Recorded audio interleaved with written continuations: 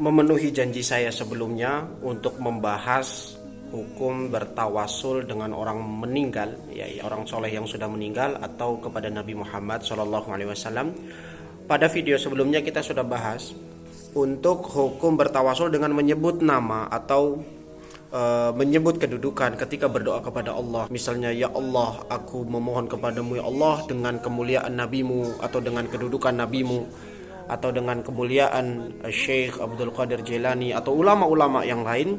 Kita sudah bahas bahwa itu masuk ke dalam perkara khilaf di antara para ulama, dan itu tidak termasuk ke dalam kaitan pembahasan tauhid atau pembahasan akidah, karena konteksnya adalah berdoa kepada Allah. Yang diseru adalah Allah. Hanya kita menyebut nama Nabi Muhammad atau orang-orang yang saleh dengan keyakinan, dengan menyebut nama orang-orang yang disukai oleh Allah menjadi sebab doa-doa kita dikabulkan. Jadi kita sudah bahas di sana ada yang membolehkan, ada juga yang melarang. Jadi ini masuk perkara khilafiyah.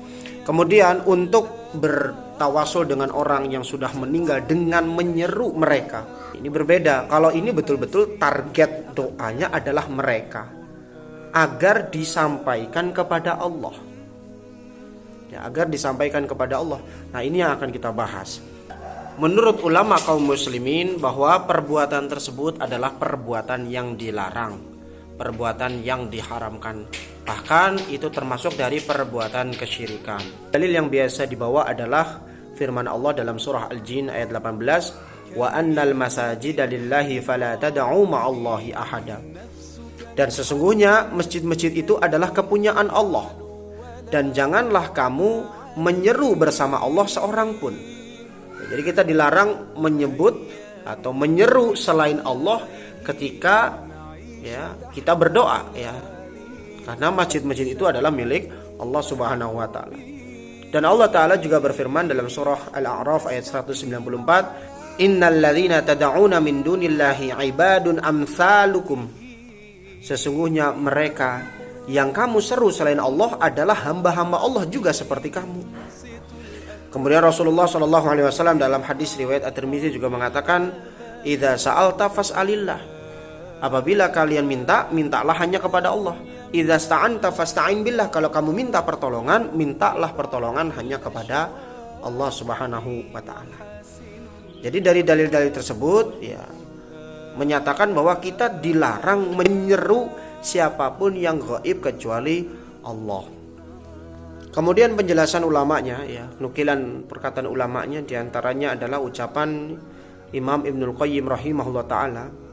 Beliau mengatakan, fa'ammad du'a'u ila ghairillah wal istighatsatu bihi wa talabul i'anah minal mayyit fahadha min akbaril anwa'i syirkil akbar alladhi yukhrijul mar'i min dinihi. Adapun berdoa kepada selain Allah, meminta pertolongan darinya dan memohon bantuan dari yang sudah mati, ini adalah jenis syirik akbar yang paling besar dan mengeluarkan seseorang dari agamanya.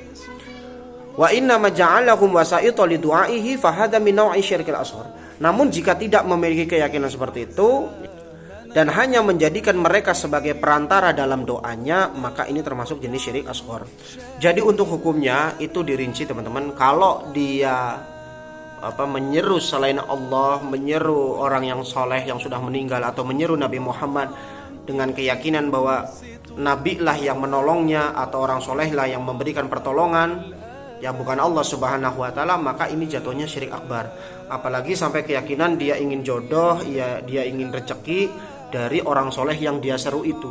Akan tetapi kalau dijadikan perantara kepada Allah, hanya dijadikan perantara agar dia menyampaikan kepada Allah, maka para ulama menghukuminya kepada syirik asghar, karena mereka masih meyakini dalam i'tiqadnya yang mengabulkan adalah Allah Subhanahu wa taala.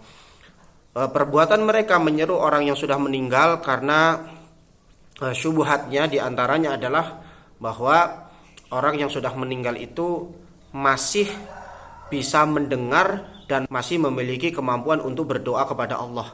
Itu syubhatnya. Maka dari itu sebagian ulama tidak menghukuminya itu sebagai syirik akbar. Akan tetapi memang di sana tetap ada ulama-ulama yang berpendapat bahwa itu masuk dalam syirik akbar. Tapi wallahu a'lam bishawab, kalau saya pribadi lebih cocok dengan kalau itu adalah merupakan perbuatan syirik asghar.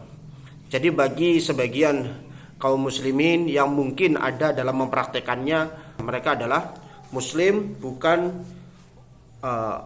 orang yang keluar dari Islam, apalagi dikatakan sebagai orang yang musyrik.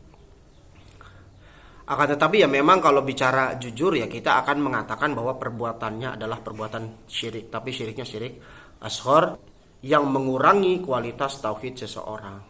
Jadi seperti itu untuk rincian hukumnya. Wallahu a'lam bishawab. Barakallahu fikum.